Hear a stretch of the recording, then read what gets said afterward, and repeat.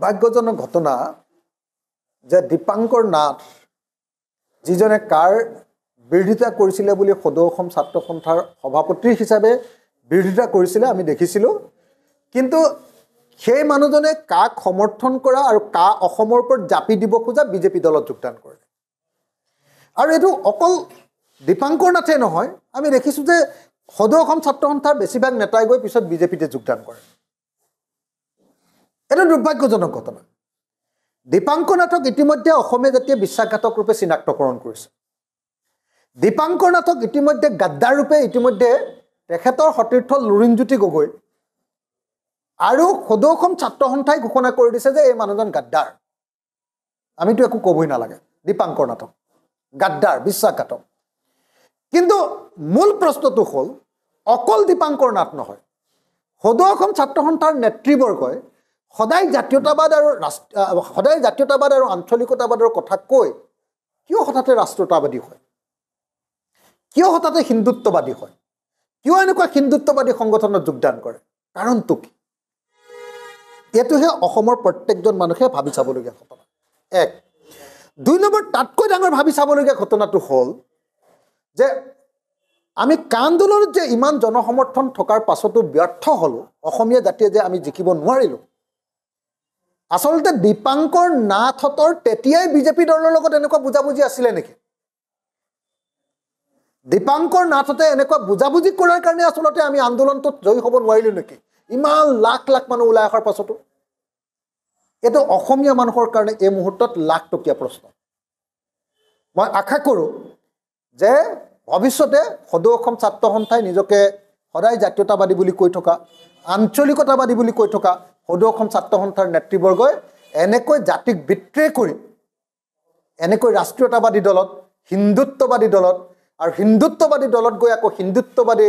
দৰ্শনক সমৰ্থন কৰা আকৌ কোৱা যে বিজেপিৰ বাহিৰে অসমত আৰু কোনো দলে থাকিব নালাগে বুলি কোৱা যেনে অদ্ভুত কথা অগণতান্ত্ৰিক ফেচিষ্ট কথা কোৱা এই মানুহবিলাকক অসমৰ মানুহে চিনিবৰ হৈ গ'ল অসমৰ মানুহে জানিবৰ হৈ গ'ল অসমৰ মানুহে গৰিহণা দি এওঁলোকক ঘৃণাৰে উপচাই পেলাবৰ হৈ গ'ল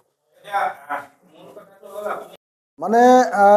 আমি যেতিয়া মই নিজে আপোনালোকে জানে যে অসম আন্দোলনৰ ইতিহাসটো মই নিজে লিখিছোঁ আপোনালোকে সকলোৱে জানে যে মই নিজে লিখিছোঁ অসম আন্দোলনৰ ইতিহাসটো আৰু এই সম্পৰ্কত মোৰ এখন কিতাপ ইতিমধ্যে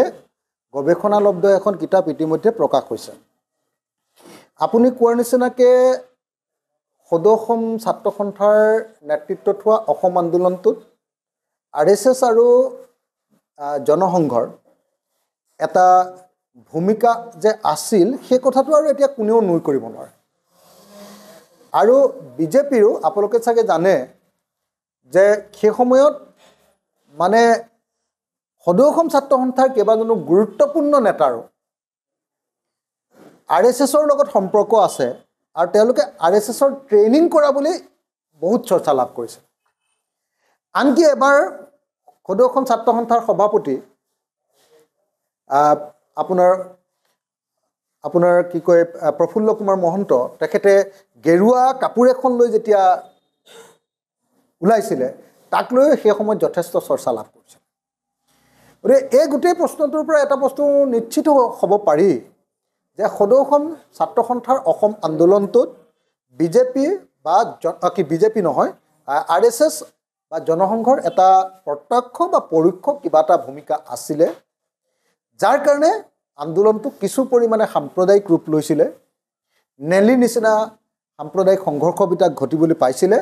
আৰু সেইকাৰণে এইটো এটা দুৰ্ভাগ্যজনক সেইটো অসম আন্দোলনৰ এটা দুৰ্ভাগ্যজনক দিশ অন্ধকাৰ দিশ ৰূপে গণ্য কৰা হয় দ্বিতীয় প্ৰশ্নটো আপোনাৰ হ'ল দ্বিতীয় কথাটো হ'ল যে আজিৰ দিনতো সঁচাকৈ কিয় সদৌ অসম ছাত্ৰ সন্থাৰ মানুহবিলাকে বাৰম্বাৰ বিজেপিলৈ যায়